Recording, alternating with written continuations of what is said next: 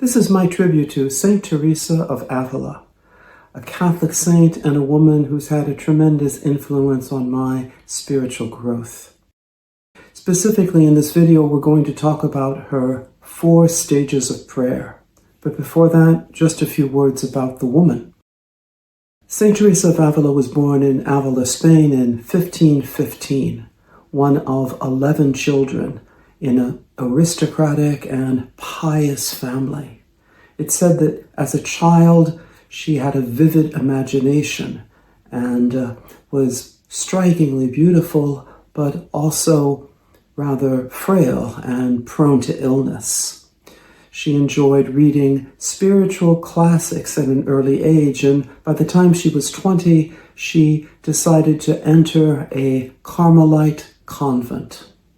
For the next 47 years, she would work tirelessly to reform the Carmelite order and established no fewer than 15 convents in her lifetime. But this is not what we remember Saint Theresa of Avila for. She is best known and loved for her writing, her correspondence, and her 3 books, her autobiography, The Path to Perfection, and her spiritual classic, The Interior Castle. In this video, we're going to look specifically at a few chapters in her autobiography which focus on how to pray. Now, one would think for a nun who spent most of her life cloistered in convents, she would have a predisposition to prayer, that it would come naturally or easily to her. Nothing could be further from the truth. In fact, Saint Theresa struggled tremendously with prayer.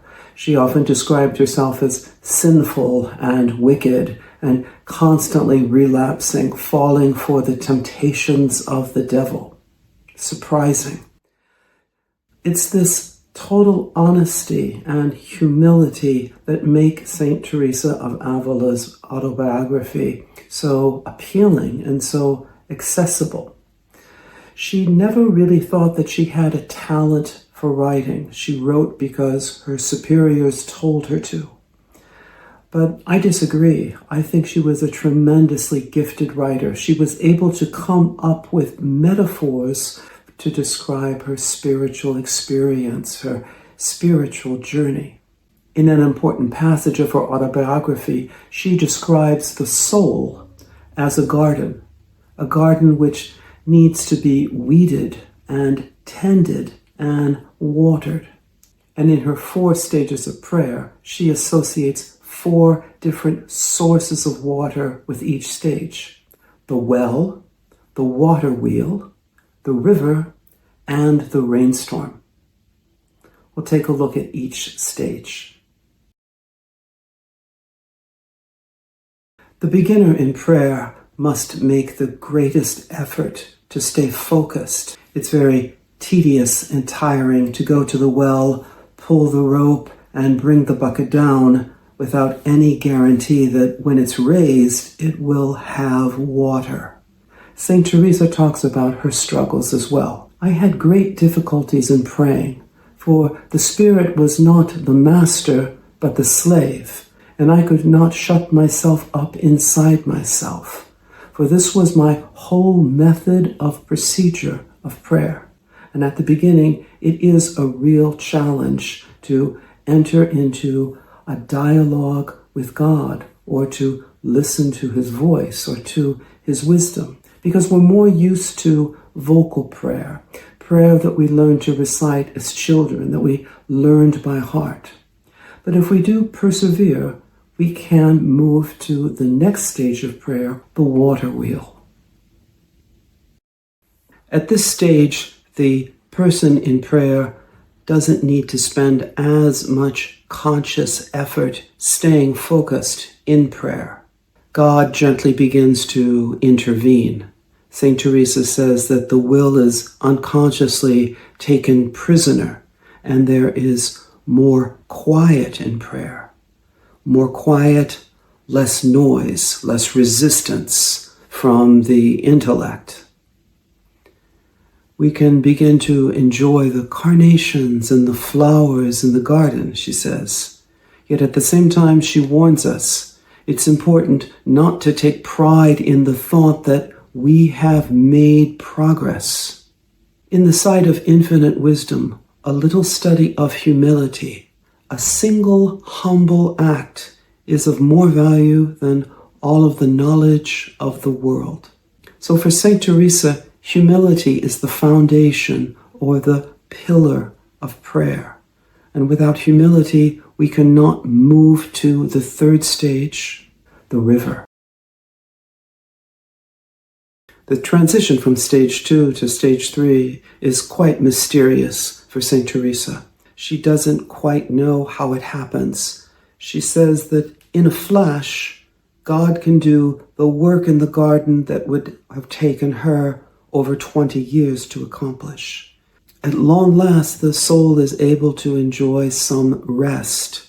She compares this rest to the rest of Mary in the parable of Martha and Mary, when the two sisters invite Christ to enter their homes, and Martha busies herself with preparations while Mary is able to sit quietly at the feet of Christ and listen to his wisdom, his teaching.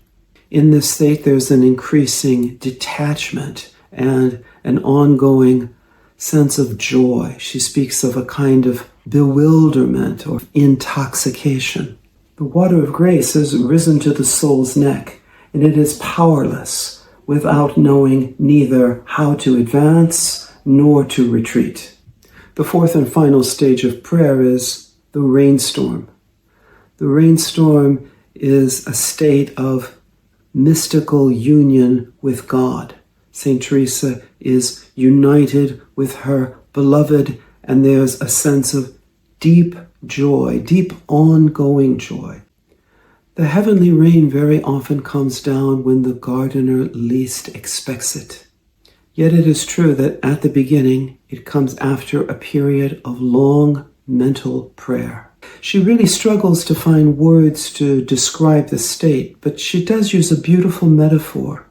She describes the soul as a moth which is drawn into a light, a love, and a warmth that is God's presence. A warmth so intense that it burns the wings of the moth. I guess we can say that despite all of her prayers and her efforts, ultimately Saint Teresa does not feel that she is worthy of God's abundant grace, the heavenly rain. But she believes deeply in God's mercy and in the power of prayer. So I'd like to close with the most famous prayer by Saint Theresa of Avila. Let nothing disturb you. Let nothing frighten you. All things are passing away. God never changes. Patience obtains all things. Whoever has God lacks nothing.